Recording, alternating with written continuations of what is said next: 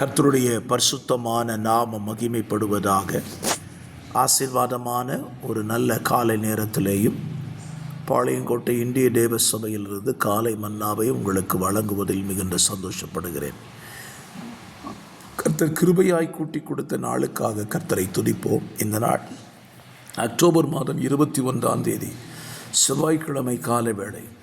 இந்த காலை வேத தியானத்திற்காக 2 சாமுவேல் 1 வாசித்து தியானிக்க உங்களை கேட்டுக்கொள்கிறேன். 27 வசனங்களை உள்ளடக்கின ஒரு வேத பகுதி. சவுலின் மரணத்தை கேள்விப்பட்ட தாவீது சவுலுக்காக புலம்பி அழுத ஒரு அதிகாரம் என்று இந்த அதிகாரத்தை நீங்கள் பார்க்கலாம். இந்த அதிகாரத்தின் காலை தியானத்திற்காக ஒரு வசனத்தை உங்களுக்காக வாசிக்கிறேன். 14 வசனம். தாவீது அவனை நோக்கி, கர்த்தர் அபிஷேகம் பண்ணினவரை கொன்று போடும்படி நீ உன் கையை நீட்ட பயப்படாமல் போனது என்ன என்று சொல்லி. இங்கே தாவீது சவுலின் மரணத்தை குறித்து ஒரு வாலிபனிடத்தில் கேட்டறிகிறான். இந்த வாலிபன் யார் என்று நீங்கள் வேத புத்தகத்தில் படித்தால், இவன் ஒரு அமலேக்கியன். இவன் யுத்தம் நடந்த காலத்தில் கில்போவா மலைக்கு போயிருக்கிறான்.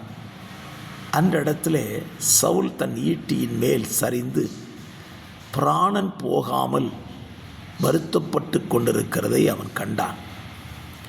சவுல் அவனை நோக்கி, நீ யார் என்று கேட்கிறான். நான் அமலேக்கன் என்று சொன்னான். சவுல் அவனை பார்த்து சொல்லுகிறான், என் உயிர் எனக்கு போகவில்லை, என்னை கொன்று போடு என்று சொன்ன பொழுது அந்த அமலேக்கியன் அவர் இனி பிழைக்க மாட்டார் என்று சொல்லி சவுலை கொன்று போடுகிறான். இதை இப்படியே தாவீதினிடத்தில் சொல்லவும் செய்கிறான் அந்த அமலேக்கியன். கவனியுங்கள், சவுலின் மரணம் ஒரு அமலேக்கியனுடைய கையில் முடிந்தது. ஏன் அமலேக்கியனால் சவுல் கொல்லப்பட காரணம் என்ன? நீங்கள் இதை புரிஞ்சு கொள்ளணும்னா 1 சாமுவேல் 15 சவுலிடத்தில் தேவன் ஒரு செய்தியை சொல்லுகிறார். இஸ்ரவேல் ஜனங்கள் எகிப்திலிருந்து புறப்பட்டு வரும்போது அமலேக்கியன் என் ஜனத்துக்கு வழிவிடாமல் வழிமறித்த செய்கையை என் மனதில் வைத்திருக்கிறேன்.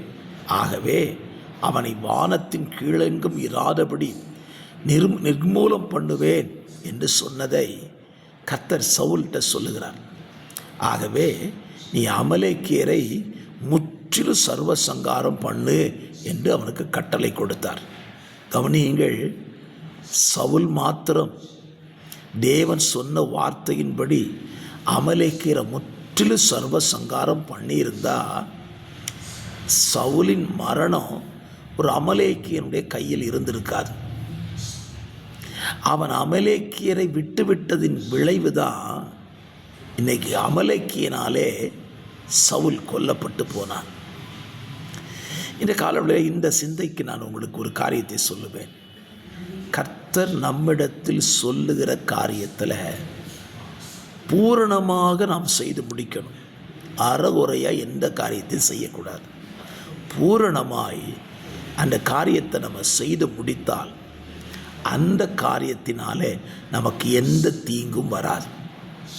இன்றைக்கும் கிறிஸ்தவ வாழ்க்கையில் முழுமையாக கர்த்தரை சேவிக்கிறதோ முழுமையாக கர்த்தரை பின்பற்றுறதோ செய்யாமல் போகிறதுனால தான் பல கஷ்டங்களை நாம் சந்திக்கிறோம். முழுமையாக நம்ம கர்த்தரை பின்பற்றி சேவித்தால் நமக்கு அதனாலே தீமைகள் வராது. இப்போ தாவீது கேட்டான், அமலேக்கியனை பார்த்து சொல்லுகிற, கர்த்தர் அபிஷேகம் பண்ணுகிறதுக்கு பண்ணினவனை கொல்றதுக்கு உனக்கு பயம் இல்லையா என்று கேட்டான். நான் சொல்லுவேன், தேவ பிள்ளைகளை மேலே நம்முடைய கரத்தை நீட்டக்கூடாது. அது நம்ம மேல் விழுந்த கடமை. மிகுந்த கவனமாக இருந்து கர்த்தரால் அபிஷேகம் பண்ணப்பட்டவர்களுக்கு விரோதமாக எழும்பாதிருப்போம். தேவன் சொன்ன வார்த்தை அப்படியே நிறைவேற்றுவோம். பரிசுத்த பிதாவே, இந்த காலவில் இந்த வார்த்தை கேட்கிற பிள்ளைகளுக்கு இது ஆசீர்வாதமாய் அமையட்டும். ஆமென், ஆமென்.